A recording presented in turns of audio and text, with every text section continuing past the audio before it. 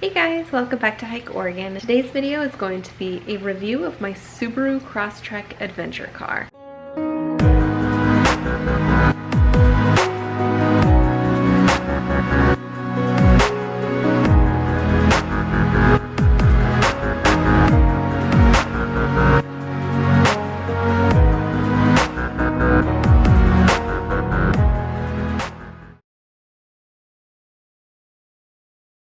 Okay, this is my Subaru Crosstrek. I have had it for 4 years now. The only thing that is different on it are the tires. They are upgraded and I did get a 1-inch lift of clearance. So I now have about 10 inches of ground clearance, and the standard, I think it comes with like 8.7 inches. A little bit of an upgrade there, and then these tires are so awesome. Like, they really are so much better than the tires that came on this car. As you can see, it's very dirty because it is an adventure car.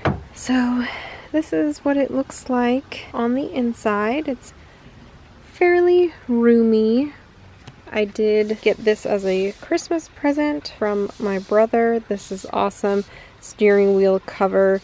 The steering wheel is super slick, actually. When I would turn, sometimes my hands would slip and stuff like that. It also gets really hot and really cold. So this is really nice to have. It does come with these weather mats, which is super handy. Obviously my car is very dirty, but after the summer I'm gonna get it detailed and cleaned. I do have the standard stereo in here. The only thing that is different is I do have a subwoofer that I added on.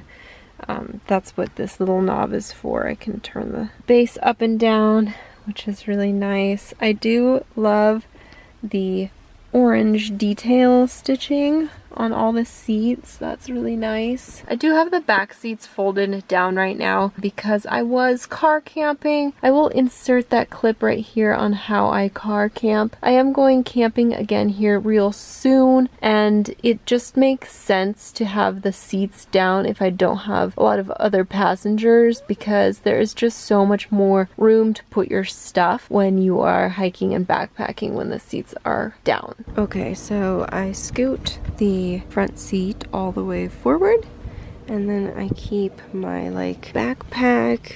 This is like my clothing and other things that I need, toiletries, my hiking pack, my camera, and my hiking shoes. I keep all that up front here.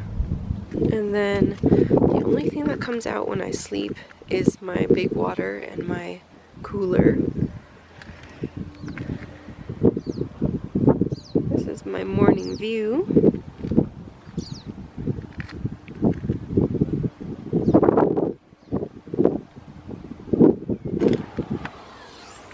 And then I open the back, and basically I sleep diagonal like this. So I have my blow-up sleeping pad, my X-Ped, and then my sleeping bag here, pillow, and I kind of do it diagonal, so I scoot it all the way to the corner here, and my feet do still touch the door a little bit, but it works.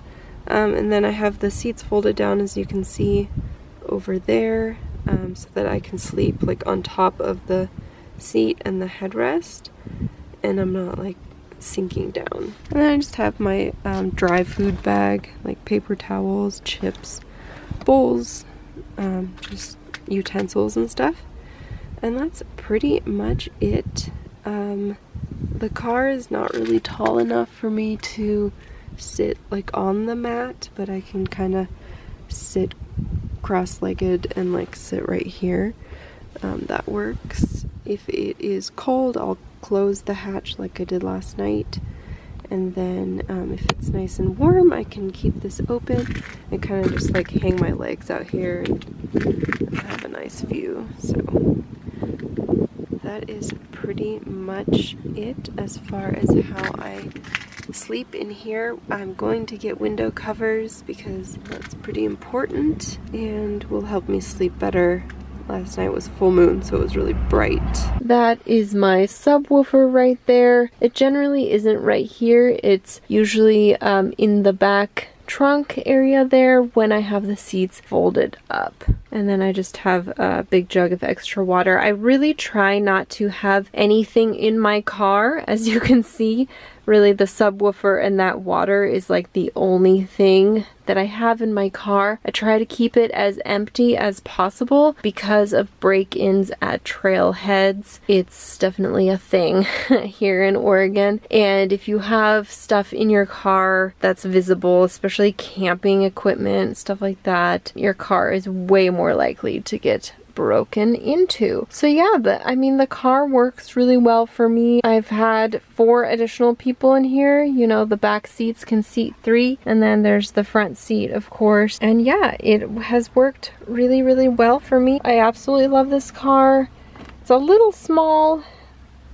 That's just where I have like extra change and my iPod and a pen and stuff like that. And that's where I plug in my phone too. But yeah, that's pretty much it. It doesn't really have like crazy features or anything like that. You can paddle shift here with these 2 paddles. You can put it onto manual shift mode. That's what this is. If you wanted to manually shift, you can use those paddles. Well, that is pretty much it. If you have any questions about this car, just let me know. Like I said, I've had it for 4 years now. Today is July 10th, and it's actually my 4-year anniversary of having this car. It is totally paid off, which I'm super thankful for. I had almost no money down. I had to take out a huge loan to buy this car. As you know, Subarus are not cheap, but I wanted a new car with no miles on it. Subarus hold their value super well, so buying a used Subaru isn't actually the best bang for your buck. You're probably better off getting a brand new Subaru. So that is what I did 4 years ago when I got rid of my Volvo station wagon, and I love it. I loved my Volvo, obviously, but this car can just take me to places that the Volvo never could. The Volvo, I think, had 2.5 inches of ground clearance. It would literally scrape any pothole, any rock, or anything that was in the road. I can drive super well in the snow now with these new knobby tires, and it's just an all-around great adventure car. It is a little small. I recommend if you have a dog or children that you probably get one of the other Subaru cars, like the Outback, for example, is way more roomy in the back and just way better for dogs. It would also be more roomy for car camping, especially if you want to car camp with 2 people. Obviously, I can only car camp back here by myself. As you saw, I have to like sleep very diagonal. If you are thinking about car camping and using the car for car camping, or if you have a dog or kids, I highly recommend going with one of the other Subaru cars. This car just works best for me. It was also the least expensive, and it's plenty roomy for what I need. So thank you so much for watching this quick video. Make sure to like and subscribe and join the Hike Oregon family, and I'll catch you on the next adventure.